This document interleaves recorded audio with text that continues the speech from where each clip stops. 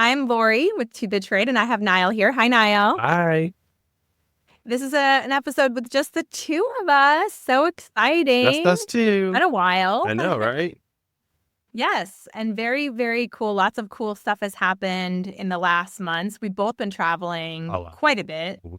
I want to hear all about Italy, and I'm sure our listeners do too. Tell me everything. Tell me what you did. I did a lot.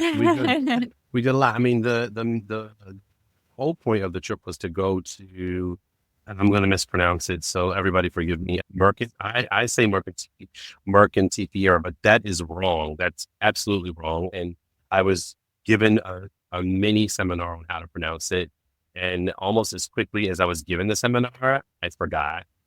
Um, but That's the way that goes. it's a huge fair, and it's like 7 buildings, I think it is. Vintage and modern art and collectibles, and it's like nothing you've ever seen. And the first 3 days, I believe, or 2 days, I believe, are to the trade only or design trade only. Ooh. And so it's really interesting because you go in and everything is like chaos. And Shimei was telling us, she's like, this is kind of like what you don't get to see in High Point, because this is like what free market is. And she said, you guys never really see that. And so it was so interesting because like there's stuff everywhere. Like it was really kind of cool. And I first want to tell everyone too, just so you know, Shamin runs this event that brings designers to this market. Yeah. And you can look at her website on CHEMINNE.com. She is just like The best. She's not someone you probably have ever heard of. And by design, she doesn't want you to know, but we're telling you because she's amazing. She's done a lot of things behind the scenes that I think people don't even know that she has been responsible for. She was an editor of Elle Decor. She was the vice president of High Point Market, started the Style Spotter program. She works with brands. She works with designers. She's like a next level business strategist and forward thinker, and just like responsible for so many good, amazing things that have ever happened in this industry. I just love, love, love her. Yes. So somebody you should keep on your radar for sure. Yeah, she's all the things. She is. And good people. Just yeah. Really, really good people. And he took us around to all the buildings. And who did you go with? Like I thought Ariane Belazar was part of the group. Yep. Who So else was Ariane, Erica, Erica Ward, right? Erica Ward, yep. Eddie Maestro, Jamie. Young, right? Yep. And how many is that? My math is not good. So Erica, Ariane, Eddie, Jamie, you, me, and Shamin. I feel like there's somebody I'm not mentioning because I thought there were 6 designers. Oh, okay. So there's somebody I'm not saying. We'll come back to that. Oh my gosh, the icon himself, legendary Matthew. Oh yes, yeah. Michael Smith. Isn't it Matthew? Yeah, I thought it was Michael. In New York. Smith. In New York. Oh, in New York. Yeah, okay. Yeah. He was there. Yes. Yeah. So that was the 6. I was going to say I know there were 6 of us. It was. See, that's good times. I mean, what a great group. So I'm thinking about the dynamic of that and how that plays in and what you all do. And that must have been just really, really an interesting conversation, just separate of being able to go and see all of this amazing stuff. Like just the time you got with the other designers in the group. How was that? I don't have words for that because that's always good, right? Like it's always like some of them I already knew, and then some of them I didn't know. And it's like, and then as you get to know them and it feels amazing. And then you're like, you build a relationship over similar experiences, over liking the same things at the fair, over, commiserating over old war stories, if you will. It's like, having opportunity to be with like-minded people, right? Because sometimes you're thinking very differently than the people in the room, but then you're with people who think exactly like you do. It's like, it's very cool. So that time that we spent together was amazing. Like it was really, really amazing. It was, it's something like I've never experienced before, you know? I think, I think it was a special group. I mean, we all hang out with designers, but hanging out with designers, at the same level, is Yeah. always very, It's, really good because it pushes the boundaries. All of you are doing different things yes. to expand and grow right now, Yes. but not the same Yes. things. And So that's it too. Like, I think everybody has, I just, you know me, I just sit back and I marvel. Like everybody has some things that was truly interesting. You know me, I always say like, if you're the Beyonce of the group, go to another group. If you're the Oprah of the network, go to another network, right? So like, not either of those in this group, and so it was interesting to sit back and watch like these people work and be in their element and have like a front row seat for that. Like Eddie sketches. His firm is multidisciplinary in Texas. But he's like, he takes his sketchbook everywhere he goes. And so these kids events where that's just interesting to watch. sure. Matthew gets his inspiration from like going to the opera and going to museums. That's just so interesting for me to watch. I love seeing how other people in our industry refuel their creative actions. I I think it's That's so amazing. amazing, That's amazing. especially the people Yeah, who I consider to be really great at what they do. Do you know what I mean? right. Really great. And then there's even funny friends like, Erica, who was like, I'm not buying anything. I'm going to be good. I'm not buying anything. Right. And so, yeah, at the fair. And then she's the one that literally was like, I'll catch you guys later. I got more shopping to do. Like by the end of the trip, like I was like, I can't shop. My feet are burning. And she's like, we got more shopping to do. So the one who said she wasn't buying anything by the end of the trip is like shopping till she drops. It's just so cool. We had such a great time. It really, really, really did.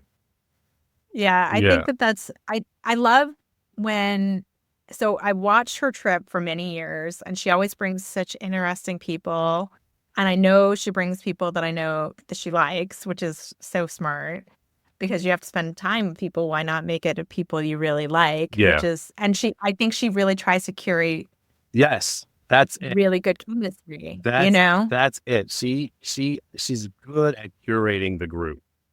And Right, this was a good because everybody wanted to be together, right? Breakfast, right. the meals, like wanted Fisherman's like, you know, forget what we were doing. She's like, well, I'll show you guys where this is, and if you guys want to go off, you can go off if you want to go with me. And everybody's like, she's turning around, and we're all like still behind her, going with her because it's like everybody wants to be together. Why wouldn't you? I mean, when you have that Exactly. opportunity You again to know. be with these people who are just absolute icons in their industry and get to see each of you and how you work and I mean, it's these kinds of things. I did design it's Design Hounds with Veronica, but years ago went to a design blog tour in London with her. And the people that I met on that tour, some of them remain some of my closest friends in the world of design years later. I mean, I think it was 10 years ago I went on that trip or more. You know what I mean? And it's like we're still a good group. I mean, like a bunch of us still stay in touch. Still, one of the designers isn't even in the design industry anymore, you know, but because he went into marketing and then marketing took him into a different Oh, I know you're side talking about. of, Yeah. and we're still really good Yeah. friends. Yeah. Yeah. Yeah. You know what I mean? We still talk all the time. And that's the wonderful thing about these in-person events is like you meet people online. You may know them really well. Like I actually have design friends that I've never met in person that I've known for 12 years because just for whatever reason, we're not at the same show at the same time. And you can even be at some of these shows because they're so massive and Yep. It's not for each just other. the cars in the line, you didn't see each other. That's the way it worked out, that particular show. So I'll know like oh, their kids just graduated, or they, because we're friends online, and so I know a lot about them. They just their son just got married, or oh, they just had a baby, things like that I know about them. That's deeply personal stuff, and I feel like we all kind of like at that point really feel like we know each other, but when you do meet in person, I don't know. It's such a weird feeling because in some ways it feels like I've known you forever. This is just seeing you again, Yeah. even though you have never met in Yeah. person. And in some ways it feels like, okay, that cemented something that was missing. Yeah, because other things, other things that you don't really get from a social media or virtual relationship, you get from that in-person, connection. Right. Yeah. Well, Yeah. people let their guard down a little bit. They might share something that they're not going to share online. You know what I mean? Yeah. That is really going on behind the scenes that you aren't aware of, so there's always that kind of stuff. But it's such a weird dynamic because I meet them and I don't feel in some ways it never doesn't feel like meeting a new person at all. It's not like that. It's like you're meeting someone that you know what I mean? Yeah. Very well. Yeah. But at the same time, it's like it also glues everything. That it's like a missing piece that was meant to be there because of how intimate that relationship already is. And then it's something greater afterwards because now you've met in person. Yeah. Yeah. Yeah. Yeah. And I want to tell people that are, I'm just going to forward warn you. Next week is April 1st. It is April Fool's Day, but it's not an April Fool that we are going to do our quarterly Let's Follow Each Other that we always do. It's 10 a.m. Not a East Coast time, not a drill. Not you a got to drill. do it because Not a you drill. will get Not 100 followers almost every time. Everybody gets 100 followers, new followers.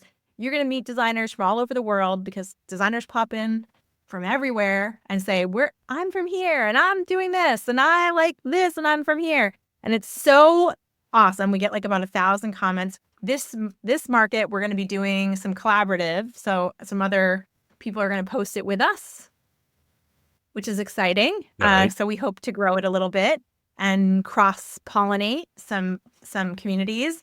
But we are, very excited about that. And that's your way to make friends, real friends with people that are also in this design industry and hopefully translate those real friendships to real life events. Like, of course, we have High Point coming up, which is so exciting, and Interior Design Community has a ton of events planned. Those will hit also right after Design Edge. We'll be putting those up on the website.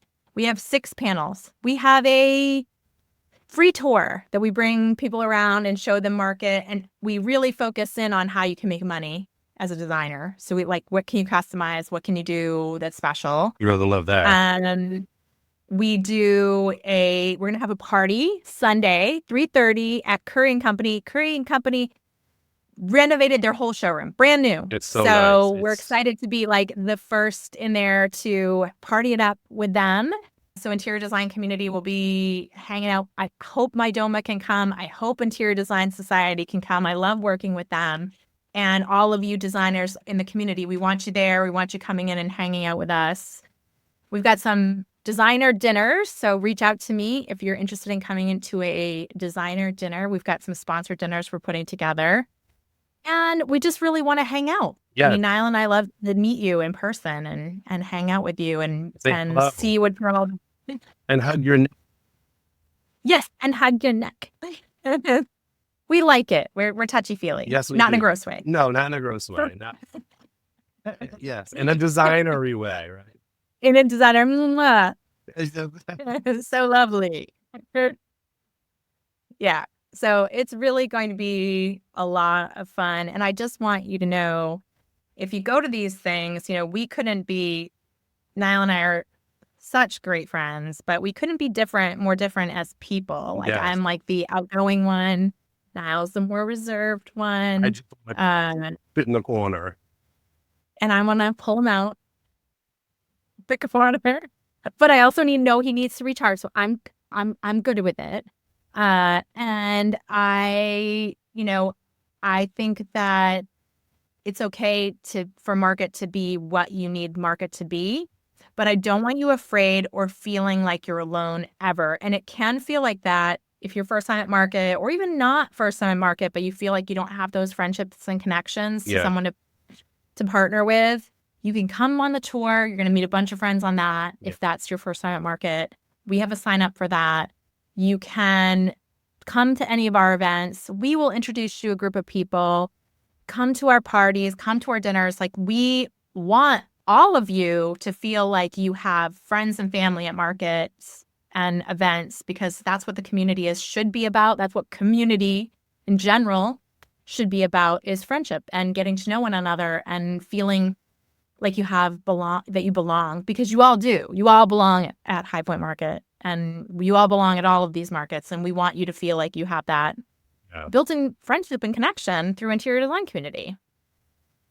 Yeah. That's really why we do it. Don't let it scare you, Don't let it scare you. And we're okay meeting you where you are. If you need a day off, some people come to market and, they go in for an hour or two and then they go back to their hotel because as much as they can do. I used to. I mean, when I would visit market as a designer, as a working designer, I hit it hard for a day. I go for the entire time, but I hit it hard for a day. And then the next day I typically take off, and then I hit it hard for the next day because it's so sensory overload for me. It's just too much. And if I'm there from 8 a.m. to almost 5 or 6 p.m., I don't go back the next day. I need a day to decompress. And then the day after that, I go back. So yeah, you have to do it. Like you said, okay. Do what wherever works for you. You are, taking that time, whether it be a day or whether it be intermittent time, even where you need to go sit down.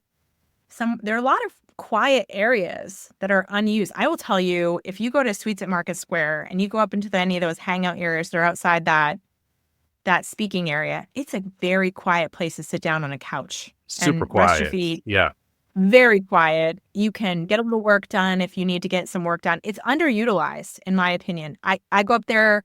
There's 3 or 4 different lounge areas that are sponsored areas for designers to sit and chill, and they're very rarely used. So they're often just empty.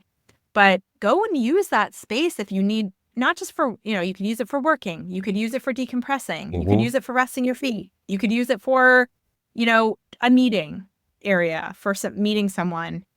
Utilize those areas when you need that recharge moment, because it can be like even for me, it can be sensory overload, and I am a person that has a high tolerance for that. Yeah, I can get to a point where that happens, because I just went to an event in Chicago and I had a designer contact me that was outside of market, giving me some, just some tough news about her business. And sometimes I'm a human. I need a minute to deal with the hearing from somebody I care about. You know what I mean? That's going on at market. And so we all have those moments where just need a minute to center yourself or whatever. Know that there are spaces throughout market for that you can sit. You can be by yourself almost. You can, or in a small group. You can, and don't feel guilty by taking that time. Don't feel like, okay, I'm only here for 3 days or 4, I have to be doing something at all times, because I think we all feel that FOMO. We should be doing something. I should be shopping. I should be this. I should be doing that. Yeah. And then here's the thing too. I tell people so that we can eliminate this right now, you could go all day, every day, open to close, and you would still miss out. So you would. Now that we've established that, don't.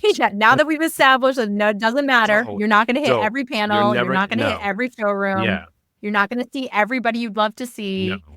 That's just not going to happen. No. And why would you want to? Because, like the old folks say, something to everything is nothing to anything. So you just need to figure out what works for you.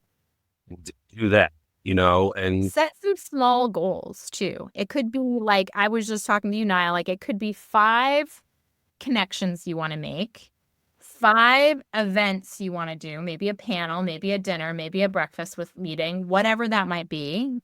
patio party, whatever, come to the Korean company party, something like that. And then 5 pieces of content or products that you can sell to your clients. Yeah. I know That your client would love. I know a And if you designer that does do it it in by the day. bite-sized pieces like that, and you divide it through the days, you will feel that sense of accomplishment because you will have gotten what you set out to do. Make it reasonable. Yeah. Make it reasonable It's that you don't supposed to be have fun. to. It's supposed to be fun, and it's supposed to be social, and it's supposed to be interesting. But I do want to stress, and this is something that I don't think anyone talks about except a few key places, and I will actually say Shamin is the one who brought this up to me, is that we often forget, because we were at High Point, the factories that represent and the hardworking factory workers that all represent the products that we're seeing at market. And so I do want you to take a minute thinking about that while you're at market, if you can, look at those chairs and imagine the people that touched them, or the years of craft. Sometimes it's multi-generational families that have worked in Hickory, North Carolina. They make furniture, and they've been making furniture for generations. And it matters to them that you're there. So we're having drinks, and we're having food, and we're, doing a lot of fun, and we're meeting a lot of people, and we're learning things. But all of those products do represent people, and people who worked really hard and really are there to show you what they've got, because they want you to specify those projects so that they can keep the lights on themselves. So thinking about that a little bit, just a little bit, to recognize the hard work and the dedication of thousands and thousands of makers that are bringing all of that product to furniture in hopes that you will see it and you will buy it. And that's the true reason that they even do market. And I think we forget that sometimes. Yeah. So trying to remember that a little bit, and trying to understand, we're gonna be going into some tricky times with tariffs right now, And I know there are brands that are handling it really well. They're literally going through product by product. I will shout out to Howard Elliott, who I know I met with Conley and Delia when I was in Chicago. They didn't do a cross-platform increase. They are going line by line. Does this have nickel or aluminum in it? We got to raise it based on the tariff of the nickel. You know what I mean? They're going based on the material tariff and how much it's going to affect each product individually, and not doing a general price increase. Nice. Which I think we all need to be cognizant of, and push back on the brands that are maybe not handling it as elegantly as that. I think that's a really, really great way to handle it, and recognize that even U.S. manufactured product lines, like many of them at High Point, a lot of times there are going to be tariff increases, even though it's made in the USA, because there are products within that product that are not made in the USA. Yeah. So it could be brackets, it could be wood, it could be fabric, it could be, just the base material of textile. So each individual piece of the materials that are making those products are going to see an individual new taxation rate. So we need to be thinking about how that affects us, protecting us directly with our clients, and educating our clients about what might change. And definitely in your contract, prices might change between order and delivery. And you are responsible for that, Mr. Customer, not me as the designer. That should be there. And then just educating in the process that no one's trying to price gouge, as far as I've heard. And if we are, we need to, as the community, hold them accountable, because come on, we're already suffering enough. Yeah. I would encourage the manufacturers listening, please go line by line item, like Howard Elliott. Make sure you're making smart choices about those increases, because nobody wants to be paying a penny more than they already have to in this climate. But, just taking some time, and I know that's pretty sobering and boring. No, but it's important to know. It's something that it's hard to, we don't always remember. No, it's important. I think that, because I can remember being in a Uber and being driven to market a few years ago. I forget what the conversation was about, but it was about maybe a $1,500 sofa versus the $15,000 sofa. And I said something like, I don't know, something like that $15,000 off, but I don't know, something about it. The drivers, well, we need both of them. He said because both of them gave the people in here jobs. Both of them gave the people in High Point jobs. And really, I made the flippant comment because I didn't want to seem like the snotty Right. designer. You were I trying was to, trying yeah, to like, you know, like, not be that guy, right? And here I am. See, that's what I get for judging, but not trying to judge, right? And so I'm like, oh, well, that $15,000 stuff. And here he is teaching me something. He's like, well, we need both. He right. said because both of them gave jobs. Keep the lights on And for so many people I out was like, there, keep people, little kids in braces, yep, keep, food on the table yep. So for you're a lot right. of American families, Yep, you're right. and just taking the time to remember that. And it's okay if you don't buy at market, but just kind of like, how can you position what is here? You've taken the time to come, you're taking your time to educate yourself about product, but how can we become more What's your educated RO? about the products so that we can make sure we're positioning these products in the correct way with the client. So we really know the storytelling. We really know, like, dig into those 5 products and Yep. know, how is it manufactured? Why is it $7,000? What is going into it? Mhm. I was at Home Soul in Tennessee last month, and Cecil from Curry was there, and we were talking about that. I'm sure you've seen it. It's a bench they do. It looks like tree branches. I can't remember the name of it, but I will find it and give it to you. And anyway, we were talking about it, and he said it's all made originally out of rebar and welded together into this beautiful sculptural piece. Very, very, very heavy. You're gonna have a hurricane. It's gonna be still sitting there. And but they have like a moment in time when they have to put the concrete on it, and if it is a textured, like it looks like tree branches, really, then they actually go through, and 6 people will put that concrete on by hand. And if it isn't textured, it will be 4 people putting that It's the Elwyn large bench or the Elwyn small bench. The small is $3,240 retail. The large bench is $4,990 retail. And up close and personal, they are literally stunning.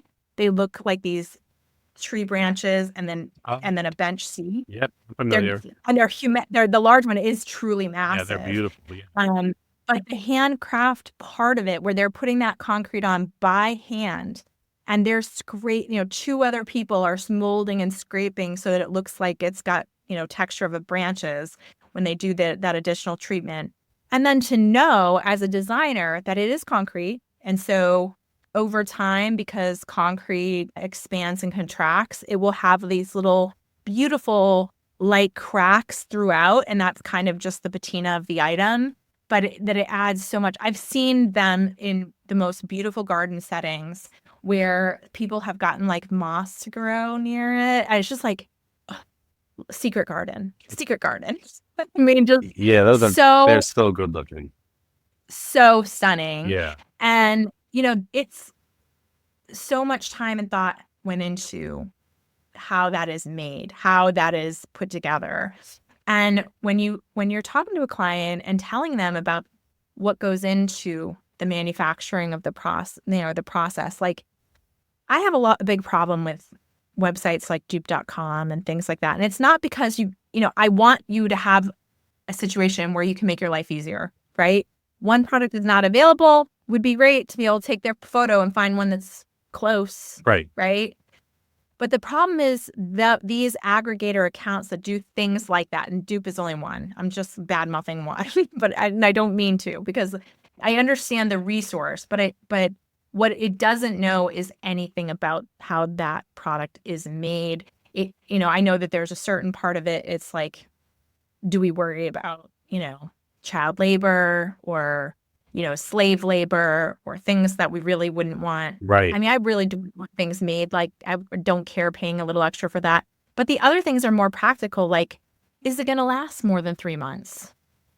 You know, is it going to fall apart? Is it full of chemicals that I'm going to be breathing in that are cancer Yep. causing, that are going to cause for my family? Like those things we don't know. Nope. And so when you're working with the manufacturers, you know, and a lot of designers, that's why they work with the manufacturers at different price points. So I'm not always saying like, okay, everything is No. $7,000 Yeah. or $1,000. Designers know your more reasonable items too, but there's, you know, when it's $7,000, it's not ever $7,000 because it's not because they priced it that to make 90% profit. Right. Like it's $7,000 because that's how expensive everything that went into it is. I mean, there's nobody, furniture industry, there's nobody making 90% on anything, you know? So I mean, that's why it is. I mean, it's truly some work of art piece.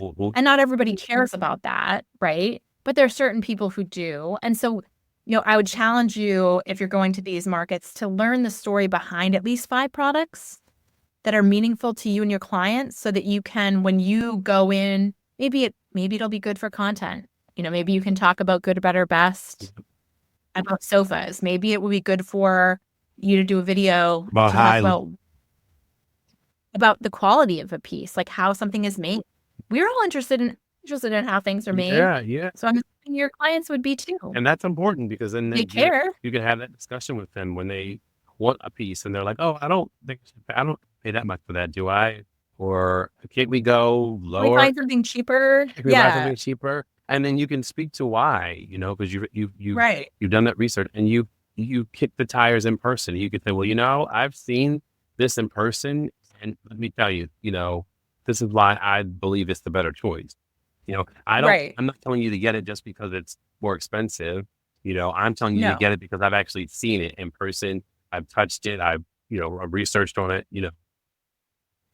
And I know, like, when you sit on it, you know, the height is going to be appropriate for your body. And I know that the fabric is not going to get loose over time because it's a cheaper, stretchier fabric. And I Or know it's going to be that you can matched. rubbing chocolate into it isn't going to ruin the piece because it's got a performance fabric in it or whatever that might be. Yep. You know, take the time to ask questions and not just take pictures in the showrooms and move along. You know, this is your opportunity to really dig in. Like, how is this made? And if the salesperson that is there or the rep that is there isn't able to answer those questions, find someone there who does. And because guarantee you, there's somebody who knows a lot about that product line and can really they are there at High Point and can really dig in and tell you what actually goes in. It takes 7 days sometimes to make something, or it takes 30 days to make certain things. Like, it's just, that's why they're expensive, you know? So figure out your whys, because that will help you become better at what you do. Because when you're asked, when there's pushback about pricing, you better know. Because you're trying to be marketing, and Otherwise, you better know you do why. look like you're trying to take them. Right. Yeah. Otherwise, you do look like you're trying to take them. You do look like you're just selling it based on the price. Yep. If you don't know the stories. So true. You know, try to come up with some, you know, and the more you do it, every time you go to market, if you make it a goal of yours to learn these backstories, to learn a little bit, then you're much more likely to have a collection of materials that off the top of your head, you can go, okay, yeah, I know why that's special, and I know that this is special. I know why this is good, and I know it's this, but and 10 years down your career, 20 years down your career, you're going to be a prolific designer who is successful. The designers who, I will tell you, this is something just as an observatory role in the world of design. I've watched a lot of designers come up and become famous even in this industry. And I don't believe it's whatever certification you get. I don't believe it's based on whatever school you went to. I don't believe it's based on how beautiful you are, or that you live in the most fancy neighborhood, or that you have money on your own, or you have connections. All of those things can help. I'm not going to say they don't. I was going to say, they can. All of those things can help you. But the things I think that separates really, really good designers versus the ones that kind of never get there are the designers who are just absorbing every time they can, they're learning, Oh, and they never agreed. stop Oh, yeah. learning. Agreed. That to me is Agreed. the one differentiator. It's the tenacity to keep learning and asking questions and not sitting ever on these are the people, maybe they're not the most famous designers, but they're the people that have I think, the strongest careers in And design. they keep The going. most, Yeah. they keep going because they just keep on, like Rose Dossel. I'm just going to mention her because I just love, love, love her. She doesn't go to a show where she doesn't learn stuff. I mean, she did every show. Like we were at KBIS and she was looking at all the textured glass that's coming in. Like the glass block is coming in and these really cool textured panels are coming in. Like they look like rivers and they look like, they're very organic looking. And, cold plunge was big this market, but also a little bit less. I mean, it was just like, how can these different attributes be utilized Mhm. in different markets, like good, better, best? Like, oh, a new refrigerator came out that has a better panel size Mhm. for a certain kitchen layout. Just like whatever it is that And you can maybe it's kind not of pro and maybe it's use. not product. Don't feel like you have to, if you're going and you're like, "Oh my God, I can't learn anything about this," like nobody's around or everybody's busy, and maybe it's not product that you learn about. Maybe you connect with some colleagues and you're having dinner and maybe you're learning about, business operations. Maybe you go to a seminar and you learn about contracts. Maybe you learn about PR, Right. whatever it is, but you walk away, and more enriched than you were when you arrived. You walk away with something, and that's the whole point. Oh, yeah. Because if you're not learning, you're not growing, and anything that's not growing is dead. And so then what's the Right. point, So I couldn't agree with you more. And honestly, we tried to, Nile and I brainstorm on panels, and we really do try to give you guys like the questions of the day that come in all the time. And we aggregate those questions, and I want to know which ones are the most popular, and then turning those into panels for you because we know this is the stuff that designers are struggling with. So we're doing one that's about data, which sounds kind of boring, but it's like, how does data drive sales, and how do we use data to become predictors of sales? So I could tell you one that's just a kind of an easy one, which is like I have Doug Weinstein, who's the editor-in-chief of Technology Designer magazine. And before the LA fires, Doug and I were in a meeting, and he was telling me that, less and less searches for sustainability in design that's going down. And what is going up is climate change design. And he said the reason is because, it's terrible when there's a tragedy when people lose their homes through hurricane or through fires.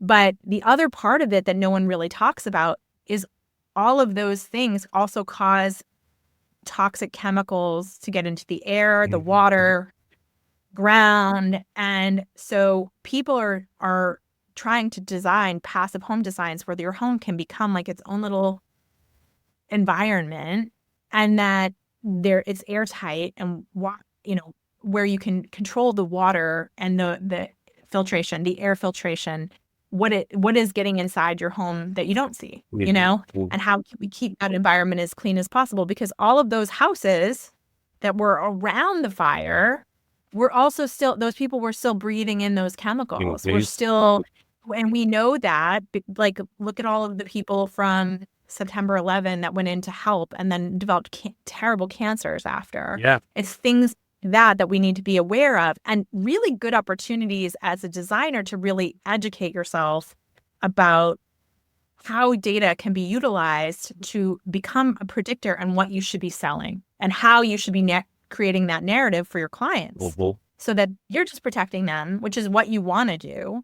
So things like that. We're doing one on data, how data can drive sales. We're doing one on how to get noticed through PR. We're doing one on pricing. We're really going to dig in with people who actually work with tons and tons of designers from a data perspective on how designers price, where we can make incremental changes that can bring you more profit. So we're going to be doing a lot of really like valuable panels. And really the goal is, like, I always want, Luann told me this, but I agree 100% from Luann Nagara, is that you want to make sure your sponsors get their moment of sunshine. You want to make sure your panelists have good questions to answer, and that they are educated and will be able to shine themselves because they're such great people, and you obviously pick them because they're wonderful and they have a lot to give. Mhm.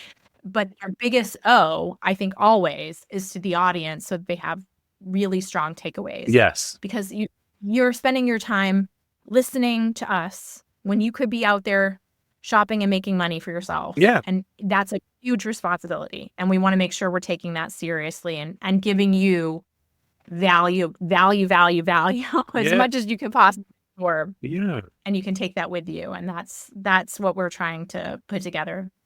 Cohesive environment of like fun and friendship and learning and all those good goodies. The perfect combination, Yeah. And I mean, and nothing beats like even also just like after all of it, having a glass of wine, sitting and gabbing, A little wine just down. wind down, break have the evening wind down where you discuss like everything you saw and what did you do, what did you see, and we're gonna have some dinners that we put together where designers can have those experiences too, which they'll be smaller and intimate, but you can sign up. We've got some sponsors and really be able to sit and just enjoy each other and learn from one another. Because I mean, I only can see a certain amount of market. Yeah, you can only take in so much. So right. So sharing that knowledge too at the end with other designers about what those golden nuggets were, is so that we always all good. Always rise. What did you together. like? What did you like? What did you see? You're so good at it. Yeah. I would say that is like, you can always feel free to reach out to Nile. He is so great at behind the scenes. Like, what did you see? I love to share. Heard that. Yeah. Like, he is a person and a true confidant. It's not going to go anywhere. No. You can trust him. It's just like you can trust IDC with your secrets. We don't share any designer names about anything that's going on. It's all confidential. So if you want to ask a question you don't think you'd want to ask in public to us, pull aside. And truthfully, DM. 9 times out of 10, actually probably 10 times out of 10, that question that you might be afraid to ask, even though your name is not going to be mentioned, there's probably 50 to 100 other designers that are like, oh my God, I'm so glad they asked.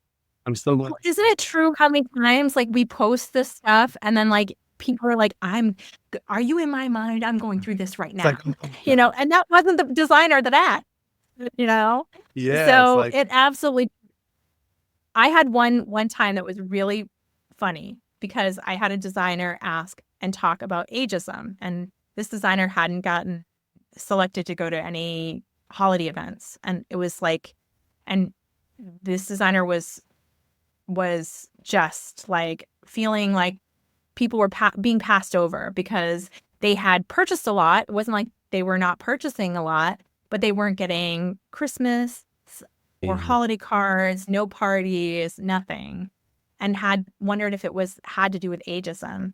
And I put the question out there, and it got mini viral in our industry. I mean, it wasn't like viral in terms of like the world, but in terms of our industry, a lot of people were talking about it. And we had some really lively conversations both on our private Facebook group and on Instagram. And it was pretty funny how many people assumed it was a woman, but it was a man. Good speed.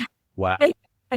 Because I'm sure as you were listening, you might have even thought it was a woman, but it was a man that had written that in. And that's interesting. That it was interesting for me because they were like, this always happens to women, and you can easily think that it would, but in this particular case, it was a man that wrote that in. And I found that found that very interesting, our own internal bias and how we see the question and how we relate that to our own experience and how we make a lot of assumptions based on the question. You know what I mean? That's I see that a lot. Wow. Yeah. Wow. Right? That's mind blowing. No, when I was describing. No, literally, I just knew it was a woman. I was like, oh, I wonder who that was. Yeah. Yeah. Yeah. Yeah. I mean, That's it's just it, incredible. and it's funny the dynamics that kind of come up, but those are the things that these are sometimes I think it's so strange too about the community because the questions come in and I will see answers and I've gotten to know designers all over the world and I'll know that designer's in Australia and that designer's in Southern California and that designer is in South Africa. And I'm like, they're all answering the same question because they relate to the same question and have the same problems. And it's so interesting to me, the people part of the business Mhm. and how much that translates internationally and how many of those, problems make other people feel less alone and like they are not the only ones navigating this issue and how powerful that is, that it's literally across nationality, age, Yeah, location, income, client, a lot of those like dynamics, whether or not the client is, dealing with a picky client, how do you deal, like that was our question today is how do you deal with a high maintenance client, and that can happen anywhere in the world, anywhere in the you world, know, anywhere in the world. Yeah, anywhere in the world you can be dealing with a high maintenance client and and and you can get a really and any advice from someone and any around the level world. and any project level. It could be a super high Yeah. end or it could be a mid range project. It could be high maintenance no Or it matter could what. be a budget. I mean, it literally could be a budget. Sometimes your lowest budget X We could do a whole going to show be your on. headache, We could do a whole show on that. Let's don't even get me started. right? Oh I my mean, gosh. sometimes I know designers who've done some gimmies And you for just feel like people. saying, do you understand what you're asking, what you're paying me and what you're asking me to spend and how you're behaving? Like those three things don't match. Oh. Right? So you need to have a Well, it's thief. just, I think we've gotten into this entitlement version. I Yeah. mean, I know I go on and on about this, but like, and I honestly can trace this back to, I've traced this back in my mind, and I don't know if it's accurate, but I really believe it now, is that when like we were kids and they got rid of operators at businesses and you had to press like an extension to get to your mom, to talk to your mother, Yep. to Yep. ask her Yep. something Yep. at work, Yep. and that like just distancing customer service or the customer service when overseas and you hear that little beep and then you hear Mm-hmm. someone with an accent and you Mm-hmm. can't understand a little Mm-hmm. bit Mm-hmm. and you're like, okay, you're not Joe. Mm-hmm. Mm-hmm. You Yeah. know what I mean? Yeah. This frustration level, which I think in some ways, like they put barriers up intentionally because it would weed out people who were just complaining. But some companies became like the most hated company, like Comcast changing their name became like the most hated companies because of how bad the customer service was. You could be online, you're on hold for 4 hours, then you finally get a person and it hangs up on you and you're like, you charge me $20 that I isn't mine. And I just need to, I can't be on the phone all day. But well, they put these barriers up, I think, intentionally to like weed out. Eventually, you're going to get to a point where you just say, okay, enough. I'll just eat it. I'll I pay get. for Yeah. Uncle. it because Uncle. like, I don't anymore. You know what I mean? And I think that model fed in and created our generation and beyond becoming so frustrated with customer service that we don't see people anymore in the customer service experience. We just don't because we've had to be blind in it for so long. And it's created, you have to be the squeaky wheel to get the grace. You have to do those. You have to escalate. So it keeps people like in this like level of 9 and not seeing you as a person because you already know it's the expectation that customer service needs to be so extra and that it's, you know what I mean? Yeah. I also And that you think. have to be sure to get it. I think you're right. I also think that that coupled with, because I did my thesis on this, coupled with this, the iPhone has exacerbated the problem because now there's an app for that. Everything. There's literally an app for that. And I go into projects telling clients, this is still a handmade profession. Design is still handmade. It's one of the last handmade professions. while we have a lot of technology that helps us push, our ideas to you and helps us, communicate with you if you're overseas or wherever, we, the way we, pull everything together it's handmade, so to speak. And so there's no app for that.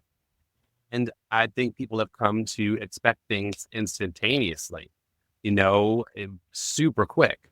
And so I think you're right. Sure. The distance of customer service and the instant response combined. The instant gratification Instant of online gratification. ordering and things like that, to Amazon 2-day delivery. Oh, yeah, because I know even me. Trains us. Like, I'm not, what do you mean I can't have it today by 10 o'clock at night?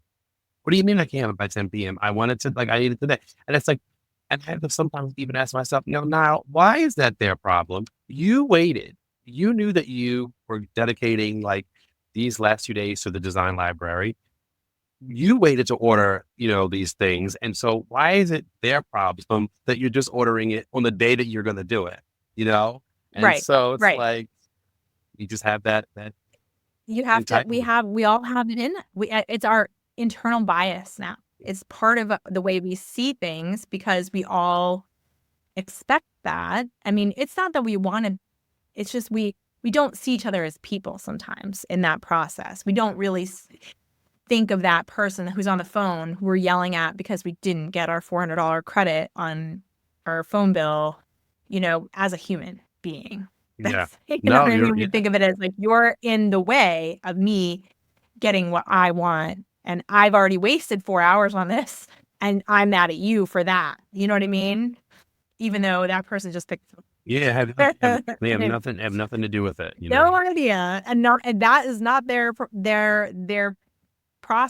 The company set that up that way, to do that. And it's just, I think we have to take a step back, a breather to remember, certainly in anything that is quality, like the process of interior design, how many people are involved, how many human beings are involved, how many livelihoods are involved, how much care and quality and thought and creativity. And we're all in this like bubble where we don't sometimes even we see our version of that. Like, oh, I worked really hard and I did this and I'm thinking about this, but we don't see the other person's version of that. Exactly. Yeah. We're going to be doing this, and it'll be too late when you listen to this, but there are going to be more of these. We're doing Design Edge in Phoenix. I'm leaving tomorrow, and we're going to be doing this thing called Fast and Focus. Here is a flyer I'm going to have on all the tables. It's Fast and Focus.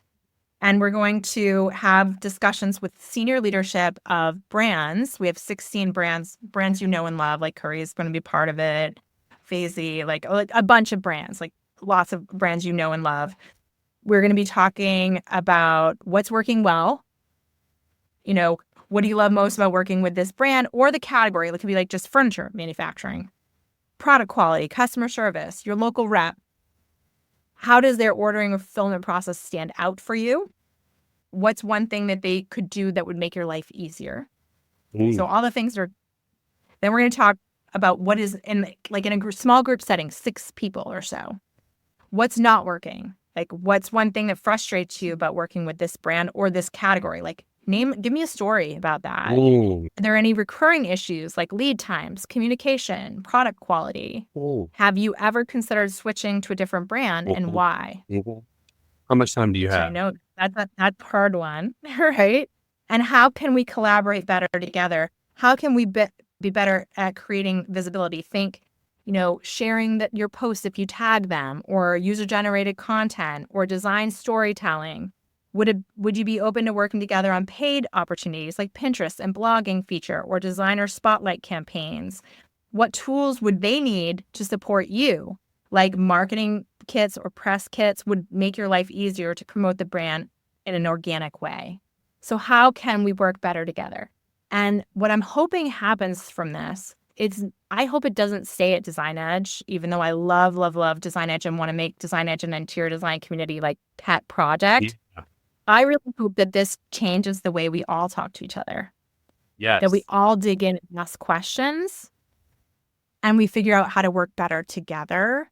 And we recognize that this idea of quality custom service.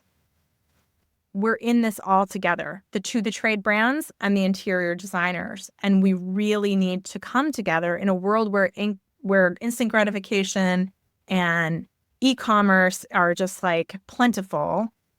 And there's a lot of misinformation, but a lot of information overload out there. How do we disseminate that in a way that we can work together better and explain our value proposition as designer and to the trade brand, as a community of people. And so I'm excited about it because I'm like, it's like, in the Real World, when we used to watch The Real World, like back in the day, like when they were like, and they put these people together and to start getting real in the real world. You know what I mean? I don't know why, but it's like then in my head this entire time on fanning this, I'm like, we're just going to put them together and they're going to let go of preface and we're going to start being real. But I'm like, that's so what is needed in our industry because we all just are like, that's a beautiful light. Oh my God. Snap. And then we leave. And you leave. Yeah, when we know gosh darn well, we actually have a problem with them. Yes. We actually have a real problem, a business problem that we could be solving together by actually having just conversations with decision makers, in the moment we're in the room. And I'm hoping, and I know this might be like pie in the sky, but I'm like hoping that this becomes a phenomenon in the industry where we really are like having that this becomes the norm to talk to each other in ways that really help one another. Because I also don't think that brands understand what we go through either. Like they're used to dealing with retailers who had very predictable, like, we're going to order 6 of these sofas every quarter. You know what I mean? Yeah, who have a space. Don't work that way. Yeah, they have space on the floor. Who have space, who have regular orderings and regular buying cycles. And it's very difficult for them to work with designers because we are completely unpredictable about what we can order and when. So like putting how do they really like forecast for that? How do they have enough fabric and enough materials to make product when they don't really understand our buying cycle? We're a very difficult buying cycle. And so there are some challenges of working with designers, which I think are really interesting and solvable problems, and how we can, work together and understand one another. And that will help them become better at predicting what we want and how we need to work. Because, I think there needs to be empathy on both sides, like understanding the other person and how that actually, what's meaningful to the designer and what's meaningful to the brand.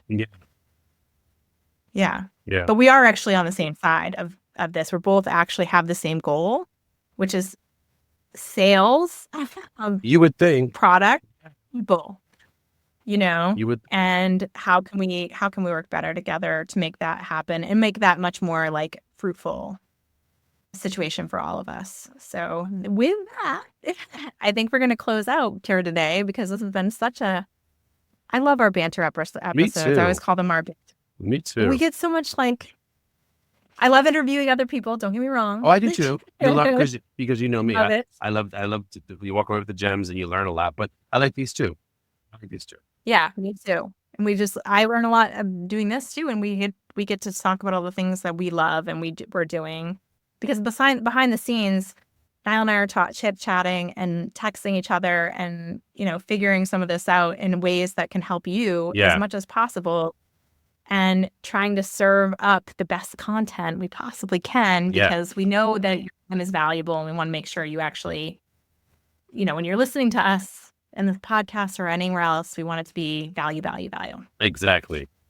Would you love it? Well, so much, and have a wonderful day. Bye now.